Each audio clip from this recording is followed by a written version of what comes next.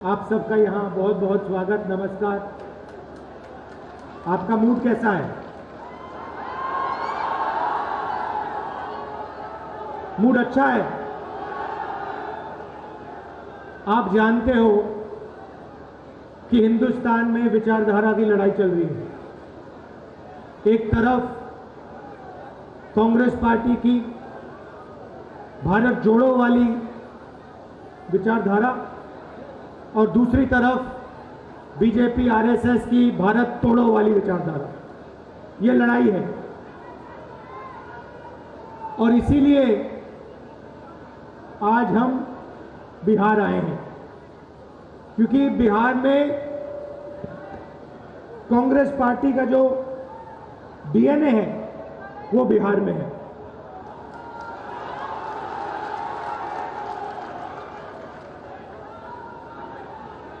आपने हमारी भारत जोड़ो यात्रा में बहुत मदद की। हर स्टेट में अजीब सी बात थी, हर स्टेट में मैं पूछता था कहां से आए हो, कहते थे बिहार से आया हूं। जहां भी जाओ, कर्नाटक, केरला, तमिलनाडु, आंध्रा, तेलंगाना, महाराष्ट्र, सब जगह बिहार के लोग हमारे साथ चले। बिल्कुल। तो आपने यात्रा में हमारी मदद की क्योंकि आप विचारधारा को मानते हो और विचारधारा को आप गहरी तरह से समझते हो। बीजेपी हिंदुस्तान को तोड़ने का काम कर रही है, नफरत फैलाने का काम कर रही है, हिंसा फैलाने का काम कर रही है, और कांग्रेस पार्टी जोड़ने का काम कर रही है और मोहब्बत फैलाने का काम कर रही है। क्योंकि आप जानते हो, आप बहुत अच्छी तरह जानते हो कि नफरत को नफरत से नहीं काटा जा सकता है। नफरत को सिर्फ मोहब्बत काट सकती है और हम नफरत से लड़ते हैं, इसलिए हम मोहब्बत की बात करते हैं। यहां पे देश के सब ऑपोजिशन की पार्टियां आई हैं, एक साथ मिलकर हम बीजेपी को हराने जा रहे हैं। आपने देखा होगा कर्नाटक में बीजेपी के नेताओं ने बहुत लंबे भाषण किए, हर कोने में घूम लिए, और नतीजा आपको दिख गया कर्नाटक में क्या हुआ। देखा आपने?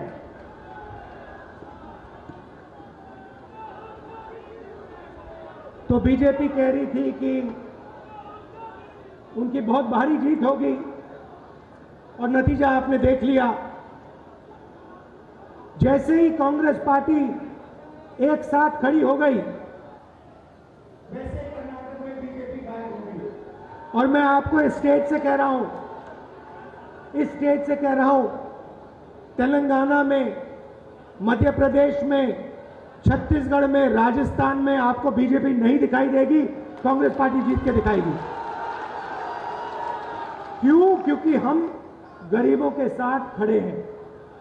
पूरा देश समझ गया है कि नरेंद्र मोदी जी, बीजेपी का मतलब सिर्फ 2-3 लोगों को फायदा पहुंचाना, देश का पूरा धन उनके हवाले करना।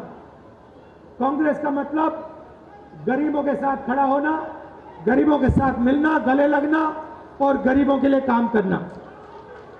आप यहां आए, प्यार से आए, इसके लिए आपको मैं दिल से धन्यवाद करना चाहता हूं और कांग्रेस पार्टी के कार्यकर्ताओं को यहां लाना चाहता हूं, चाहे वो बिहार हो, चाहे कोई भी दूसरा प्रदेश हो,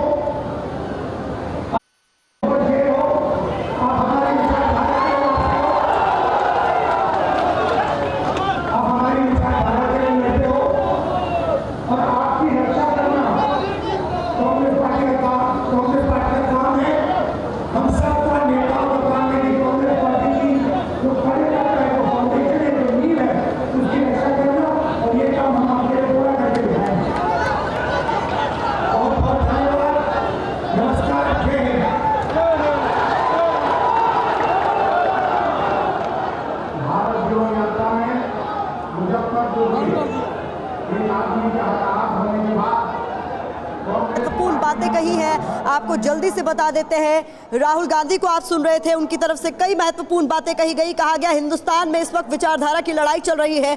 भारत जोड़ो यात्रा में बिहार के लोगों ने बहुत बड़े स्तर पर हमारी मदद की। बीजेपी हिंदुस्तान को तोड़ने का काम कर रही है, हिंसा फैलाने का काम कर रही है, और हम मोहब्बत की बात करते हैं। हम एक साथ मिलकर बीजेपी को हराने जा रहे हैं, ये कहना राहुल गांधी का।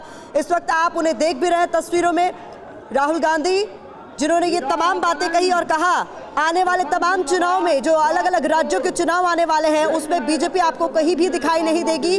हमने जो कर्नाटक में करके दिखाया वो अलग अलग राज्यों में हम करके दिखाएंगे। देश के गरीबों को आह्वान करता है, मजदूरों को, नौजवानों को, महिलाओं को, इस देश के संस्थानों तो आपको तस्वीरें दिखा रहे हैं। राहुल गांधी मुलाकात कर रहे हैं सदाकत आश्रम, जो कि कांग्रेस का मुख्यालय है पटना में, वहां पर इस तरह मुलाकात कर रहे हैं। भारत जोड़ो यात्रा के बारे में भी कहा। उन्होंने कहा कि नफरत नहीं काट सकती, बल्कि मोहब्बत ही आगे बढ़ सकती है और नफरत का जवाब हो सकती है। हम गरीबों के साथ खड़े हैं, ये राहुल गांधी ने कहा। कई चीजें उन्होंने कही और खास तौर पर जो मकसद उन्होंने बताया कि ये जो मिल रहे हैं हम सब विपक्षी नेता, वो बीजेपी को हराने के लिए मिल रहे हैं। क्या कुछ कहा राहुल गांधी ने, एक बार फिर से आपको सुनवाते हैं।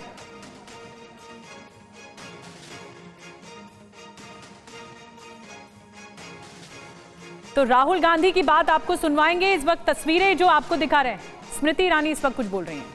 Is the Indo-US partnership in many critical areas which will help serve a better future for the Indian populace. Ladies and gentlemen of the media, Prime Minister's visit to the United States has resulted in significant outcomes in the areas of defense, cooperation with regards to strategic technology, a partnership in renewable energy, and also critical minerals cooperation. Many amongst you have reported the MOU on semiconductor supply chain and innovation partnership, which will promote not only research but commercial opportunities. Micron Technology Inc. will invest $825 million to build a new semiconductor assembly and test facility in India with the support of Indian government. The combined investment is valued at $2.7 billion. तो स्मृति ईरानी को आपने सुना और हम लगातार चर्चा कर रहे हैं कि जो विपक्षी एकता आज दिखाई दे रही है, महासम्मेलन हो रहा है, इसको लेकर चर्चा भी चल रही है और ये बैठक में 15 विपक्षी दल जुट रहे हैं। नीतीश कुमार ने खुद रिसीव किया राहुल गांधी को। तमाम चीज़ों पर चर्चा करेंगे। हमारे साथ कुमार विक्रांत इस वक्त सीधे पटना से जुड़ रहे हैं। सबसे पहले पटना में चलते हैं, उसके बाद मेहमानों के पास चलेंगे जो खास मेहमान स्टूडियो में हमारे साथ मौजूद हैं। कुमार, इस मीटिंग के बारे में क्या कुछ अपडेट अभी मिल रहा है?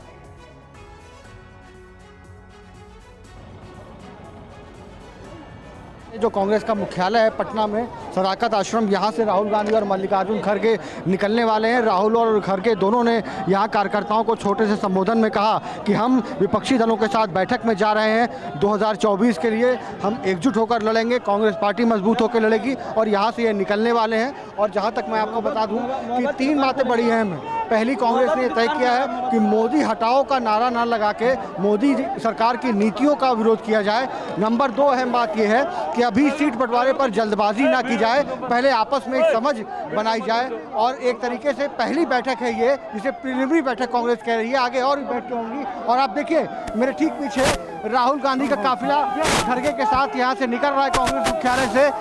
ये यहाँ से सदाकत आश्रम को सजाया गया था, जहाँ अंबेडकर की मूर्ति का अनावरण किया है राहुल और खड़गे ने। और इसके बाद अब आप देख सकते हैं कि राहुल गांधी के काफिले के आगे की गाड़ियाँ यहाँ से निकल रही हैं।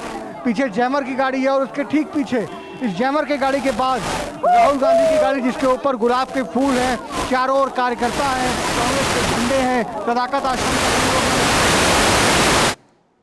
जी, जैमर की वजह से इस वक्त बता दें आपको, चूंकि उनके काफिला यहां से निकल रहा है तो जैमर की वजह से कुछ डिस्टर्बेंस आ रही है, लेकिन ये तस्वीरें आप तक हम पहुंचा रहे हैं। ये तस्वीरें आप देख रहे हैं पटना में जो कांग्रेस का मुख्यालय है वहां से इस वक्त वो काफिला निकल रहा है, जिसमें मल्लिकार्जुन खड़गे और राहुल गांधी दोनों सवार है, क्योंकि विपक्षी एकता को लेकर आज महत्वपूर्ण बैठक पटना में होने वाली है। तमाम विपक्षी दलों के नेता यहाँ पहुंच चुके हैं और ये तस्वीरें बहुत महत्वपूर्ण हो जाती है। जैसा कि कुमार विक्रांत वहां से अपडेट दे रहे हैं, कांग्रेस ने यह तय कर लिया है कि मोदी हटाओ के नारे पर बात नहीं होगी, बल्कि नीतियों का विरोध किया जाएगा। तो क्या ये एक फॉर्मूला है जिसको लेकर आगे की रणनीति तय होगी? कुमार विक्रांत अपनी बात पूरी करें।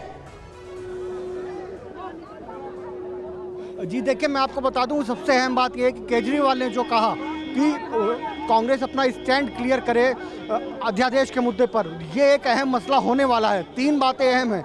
बंगाल में ममता बनर्जी कह चुकी हैं कि कांग्रेस को लेफ्ट का साथ छोड़ना होगा, वो वरना वहाँ साथ नहीं आ सकती। यूपी में अखिलेश यादव और जयंत के साथ सीट बंटवारा एक बड़ी चुनौती है। और सबसे अहम बात, पंजाब और दिल्ली में अरविंद केजरीवाल के साथ कैसा बंटवारा होता है। लेकिन बार बार सभी विपक्षी नेता कह रहे हैं कि ईगो छोड़ना होगा, मोदी हटाओ के बजाय लोकतंत्र बचाओ, संविधान बचाओ, जनता से जुड़े मुद्दों की बात की जाए और साथ ही साथ इसको पहली बैठक माना जाए। नवंबर दिसंबर में जाकर सीट बंटवारा पूरा किया जाए, क्योंकि चुनाव अगले साल अप्रैल मई में होने वाले हैं। बड़ी बात आप कह रहे हैं कुमार, और जो 3 बड़ी बातें निकलकर सामने आई, हमारे साथ खास मेहमान भी जुड़े हैं इस वक्त स्टूडियो में, आप देख सकते हैं स्क्रीन पर। रामकृपाल सिंह जी हमारे साथ जुड़े हैं सीनियर जर्नलिस्ट के तौर पर, अवधेश कुमार जी हमारे साथ सीनियर जर्नलिस्ट के तौर पर जुड़े हैं, अतुल अंजान भी हमारे साथ जुड़ेंगे जो जानकारी मिल रही है, शिवम त्यागी जी हमारे साथ जुड़े हैं स्पोक्स पर्सन बीजेपी से, और सुजाता पॉल भी हमारे साथ कांग्रेस के नेता जुड़ चुकी हैं हमारे साथ। सबसे पहले रामकृपाल जी, मैं आपके पास आ रही हूँ। जो 3 बातें बताई कुमार विक्रांत ने,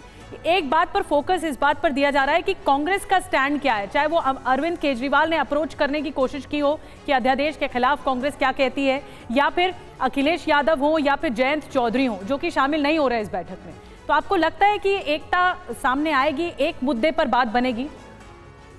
देखिए, जैसा कि राहुल जी ने अभी कहा है कि हम एक होंगे, तो मुझे लगता है कि हमें अभी ये उनको पूरी उम्मीद रखनी चाहिए, हमको भी उम्मीद रखनी चाहिए, हो सकता है कोई फार्मूला निकले। लेकिन एक बात मैं कहूँगा कि जैसा अभी ये हो रहा था कि मोदी हटाओ एजेंडा नहीं होगा, वो हम नीतियों पर बात करेंगे, बार बार ये कहना कि हम मोदी, अभी राहुल जी लगातार यही कह रहे थे कि हम बीजेपी को हटाने जा रहे हैं जी। देखिए, मेरा ये कहना है कि आप जीतने की बात क्यों नहीं करते? आप ये कहिए कि हम 2024 में विकल्प बनने जा रहे हैं, उसमें इंप्लाइड है कि बीजेपी हार जाएगी। सवाल इस बात का है कि नेगेटिव नैरेटिव क्यों किया जाता है?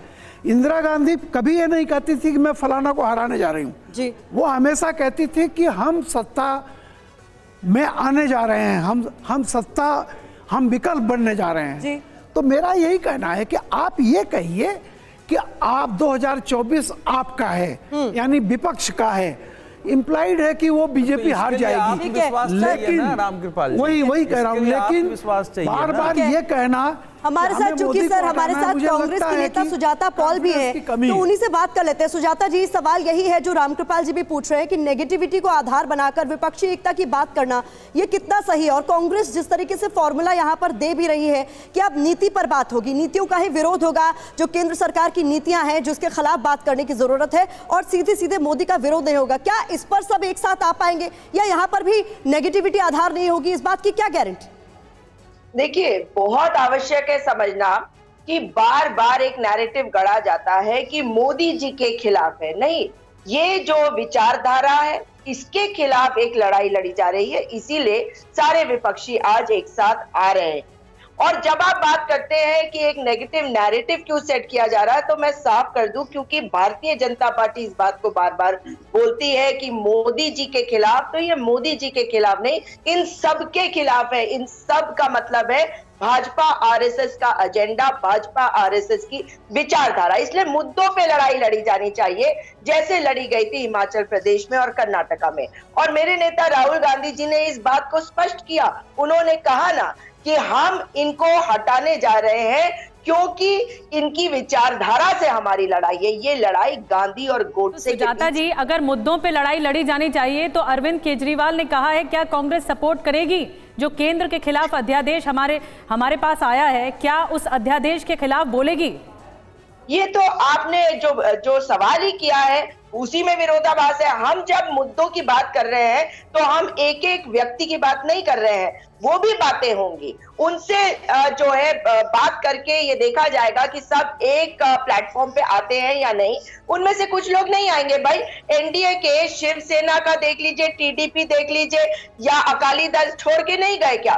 तो ये सब बातें जो है आने वाले समय में स्पष्ट हो जाएंगी। किसी एक पार्टी को लेकर अगर आप ये सवाल पूछेंगी तो ये गलत हो जाएगा। अभी बहुत समय है। अवधेश जी, नहीं लगता आपको कि कहीं ना कहीं प्रॉब्लम एक ये भी है कि जब आपको आत्ममंथन की जरूरत है, आपको ये समझने की जरूरत है कि कमी हम में कहाँ है, तो आप दूसरे की कमियां गिनने लगते हैं और वहीं पर पूरा जो है डिरेल हो जाता है मामला? नहीं, इस समय राहुल जी के बयान हो या कांग्रेस की प्रवक्ता बोल रही है दूसरे, ये स्पष्ट हो गया है कि अभी तक मोदी और भारतीय जनता के पार्टी के विरुद्ध एजेंडा मूल क्या है, किस मुद्दों पर जनता के पास जाएंगे, ये अभी क्लियर नहीं है। चेहरे की बात तो दूर है, राहुल जी तो वही भाषा बोल रहे हैं ना कि नफरत फैला रही है बीजेपी, हमको बीजेपी को हटाना है, विचारधारा की लड़ाई है हमारी, वही भाषा बोल रहे हैं। ये कहना कि नरेंद्र मोदी का हम विरोध नहीं करेंगे, मुद्दों का विरोध करेंगे, तो मैं ये पूछ रहा हूं कि राहुल जी ने तो 2017 में ही बोला था कि प्रधानमंत्री का विरोध नहीं है ये, लेकिन उनकी पार्टी में जो लोग कभी भस्मासुर के जैसा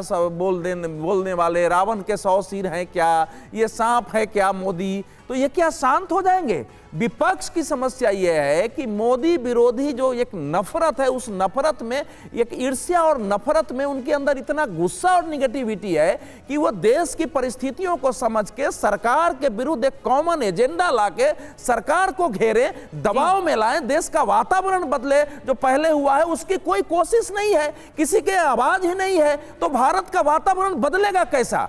क्या इस समय यह देश, लेकिन सवाल ये उठते हैं, नहीं, मैं पूछ रहा हूं कि क्या इस समय देश में नरेंद्र मोदी विरोधी, भाजपा विरोधी ऐसा वातावरण है कि आप 14-15 लोग इकट्ठे हो जाएंगे और आपका एजेंडा भी सामने नहीं होगा, देश समर्थन कर देगा?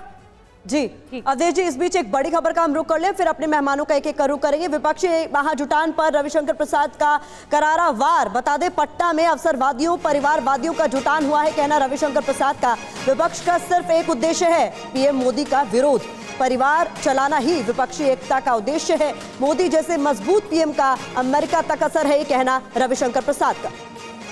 आज बिहार की राजधानी पटना में 15 विपक्षी दलों के नेता एक साथ बैठक कर रहे हैं और लक्ष्य है भाजपा मुक्त भारत। हमारे साथ भारतीय जनता पार्टी के वरिष्ठ नेता पूर्व केंद्रीय मंत्री रविशंकर प्रसाद जी हैं। लक्ष्य रखा इन्होंने भाजपा मुक्त भारत। हाँ, बहुत बड़ी बात कह रहे हैं। कांग्रेस मुक्त भारत की बात तो चल रही थी, काफ़ी हो भी रहा था। अब ये भाजपा मुक्त भारत, ये कौन लोग जुट रहे हैं जिनका एकमात्र उद्देश्य है नरेंद्र मोदी को हटाना? और ये किस प्रकार के लोग हैं? भ्रष्टाचार में सजा पाए हुए लोग, और भ्रष्टाचार में कोर्ट की कार्रवाई चल रही है कई के खिलाफ, और परिवारनिष्ठ पार्टियां जिनकी राजनीति का पूरा उद्देश्य मेरा परिवार बढ़ता रहे। और ये नरेंद्र मोदी ऐसे ईमानदार नेता को चुनौती बनेंगे? बिल्कुल नहीं। और जब देश में स्थायी सरकार रहती है, मजबूत सरकार रहती है, बहुमत की सरकार रहती है, तो उसका असर क्या पड़ता है अमेरिका में दिखाई पड़ रहा है। नरेंद्र मोदी ने किस तरह से सिग्नात किया भारत का। अच्छा, दिखाई तो ये भी पड़ रहा है, केजरीवाल कह रहे हैं कि पहले अध्यादेश पर चर्चा हो, वो एक शर्त कह रहे हैं। उसके पहले ममता बनर्जी कह रहे हैं कि सीपीएम अगर साथ में लड़ेंगे तो हम कांग्रेस की मदद नहीं कर पाएंगे, आरएलडी, समाजवादी पार्टी। तो ये पार्टियां आपको लग रहा है कि एक हो पाएंगे बैठक के अलावा भी? ये आप सवाल मुझसे मत पूछिए, उनसे पूछिए ना। केजरीवाल जी एजेंडा सेट कर रहे हैं। ममता जी क्या सीपीएम सीपीआई को अलाउ करेंगे बंगाल में? अखिलेश बाबू कांग्रेस को, अब बाकी को अलाउ करेंगे क्या उत्तर प्रदेश में? ये सब बड़े अपैरेंट कॉन्ट्रडिक्शन है। बिहार में लालू जी कितना अलाउ करने वाले हैं, बाकी को तो हमें देखना है। लेकिन देखिए, इन चर्चाओं का कोई मतलब नहीं है। एक पीड़ा जरूर होती है कि नीतीश कुमार और लालू प्रसाद जिन्होंने जेपी के आंदोलन में भाग लिया था, हम लोग के साथ, हम लोग जूनियर थे बहुत, लाठी खाई, जेल गए, वो आज इमरजेंसी लगाने वालों के सामने नतमस्तक हैं। इससे बड़े कोई शर्म की बात हो सकती है क्या? तो चलिए ठीक है, कुर्सी के लिए वो अपने सिद्धांतों के साथ कभी भी समझौता करेंगे, अवसरवादी लोग, करने दीजिए। तो रविशंकर प्रसाद को आपने सुना, उन्होंने कहा कि विपक्ष जो है वो सिद्धांतों के साथ समझौता कर रहा है। हमारे साथ तमाम गेस्ट भी मौजूद हैं, उनके पास भी चलेंगे, लेकिन रुपेश भी हमारे साथ हैं। इस बैठक के बारे में जल्दी से अपडेट ले लें कि कितनी देर में ये बैठक शुरू होगी, क्योंकि जैसा कि कुमार विक्रांत जानकारी दे रहे थे, राहुल गांधी और मल्लिकार्जुन खड़गे निकल चुके हैं कांग्रेस मुख्यालय से। रुपेश, अभी क्या हो रहा है?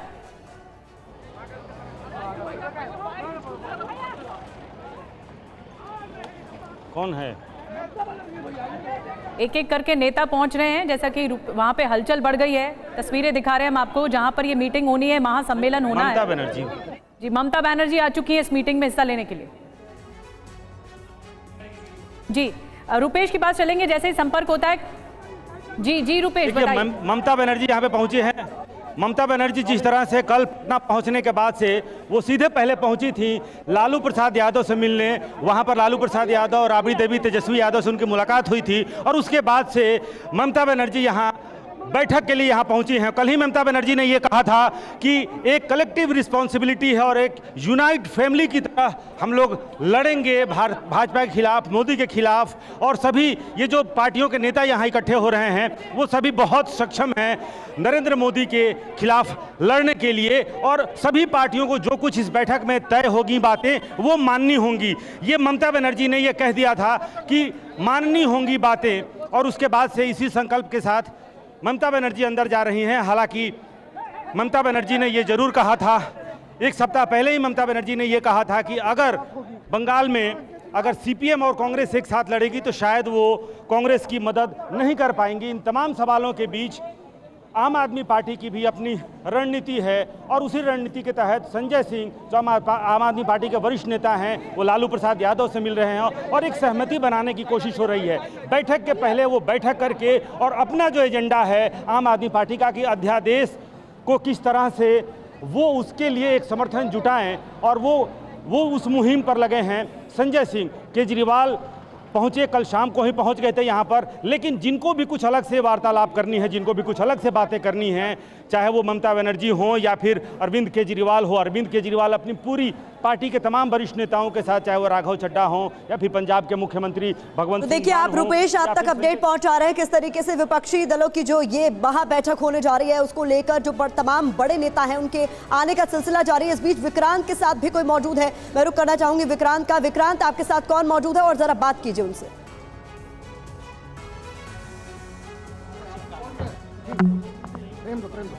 जी, तारिक अनवर जो कांग्रेस के राष्ट्रीय महासचिव हैं, बिहार की धरती से ही आते हैं, लंबी राजनीति का अनुभव रहा है उनको, वो यहाँ पर राहुल गांधी के साथ मौजूद थे। अब राहुल गांधी यहाँ से खड़गे के साथ बैठक में हिस्सा लेने के लिए गए हैं। तो हमारे साथ तारिक अनवर साहब बातचीत के लिए मौजूद। तारिक साहब, एक बड़ा महाजुटान हो रहा है, लेकिन जिस तरीके से केजरीवाल की ओर से कह दिया गया है कि आप लोग समर्थन क्यों नहीं ऐलान कर देते अध्यादेश पर केजरीवाल का, वो कह रहे हैं वरना तो फिर मेरे लिए दिक्कत होगी, मैं बाइकआउट तक कर जाऊँगा। देखिए, ऐसा है कि जिसको भी अपनी बात कहनी है, ये बैठक उसी लिए हो रही है, केजरीवाल जी हो या और किसी को भी, जो भी अपना अगर उनका कोई व्यक्तिगत एजेंडा है तो वो वहाँ रख सकते हैं, कोई राष्ट्रीय एजेंडा है तो उसको रख सकते हैं। तो ये बैठक तो इसी के लिए हो रही है ताकि आम सहमति बनाया जाए हर इशू पर। 26 मई से टाइम मांगा उन्होंने खड़गे से, राहुल जी से, आज तक टाइम तक नहीं मिला उनको। ठीक है, कुछ कारण होगा। ये लोग राहुल जी तो विदेश गए हुए थे, उनकी विदेश यात्रा में थे, कल ही लौटे हैं वो। तो सवाल ये है कि हर का अपना अपना एंगेजमेंट होता है। नारा क्या होगा? मोदी हटाओ। बिल्कुल है, भारतीय जनता पार्टी को हटाना है, देश को बचाना है, यही नारा होगा। और क्योंकि जो हम लोगों ने देखा है पिछले 10 साल अब तो पूरे होने जा रहे हैं, इस 10 साल में जो मोदी जी का जो परफॉर्मेंस है वो लगभग ज़ीरो है, शून्य है। तो इसलिए हम लोग उस बात को उजागर करेंगे। आप सुन रहे थे, और उन्होंने साफ और स्पष्ट बात कही कि जो मकसद है इस बैठक का वो मोदी हटाना है, यानी मोदी मुक्त भारत के लिए विपक्ष एक साथ आ रहा है। शिवम त्यागी, सुना आपने तारिक अनवर को, वो साफ कह रहे हैं कि 10 साल में जो किया वो नीतियां ठीक नहीं है, और इस बार अब ये मौका है विपक्ष के पास कि वो हटा सकता है।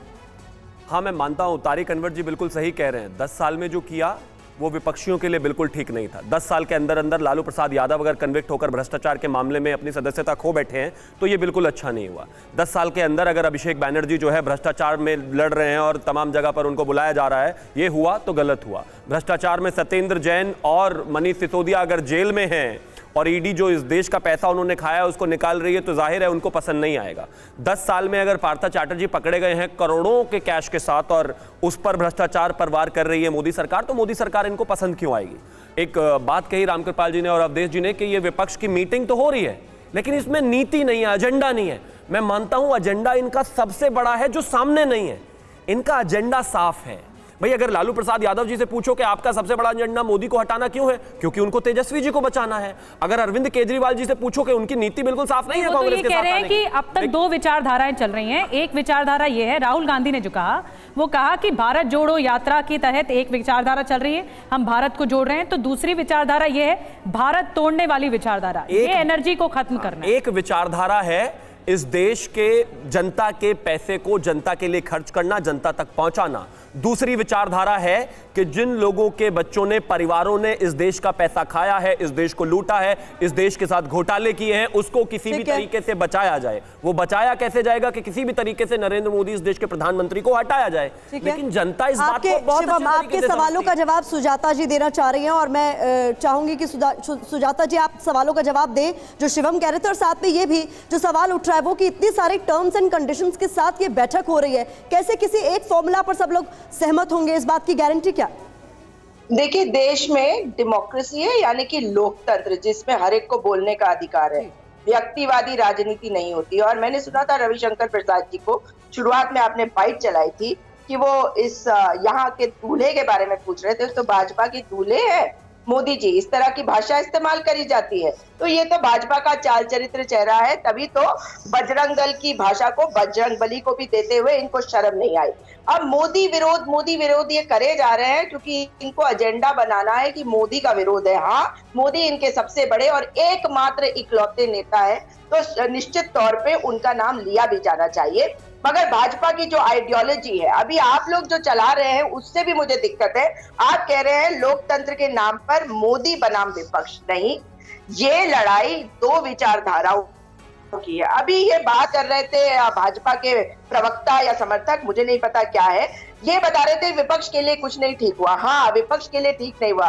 जो भ्रष्टाचारी है और आपकी पार्टी में आ जाएंगे उनके लिए सब बढ़िया, क्योंकि नारायण राणे हो, मुकुल रॉय हो, हिमंता बिस्वा हो और जितने एकनाथ शिंदे, येदियुरप्पा, कितने नाम लूं, इन सबको अगर देखें तो सब भ्रष्टाचारी आज भारतीय जनता पार्टी में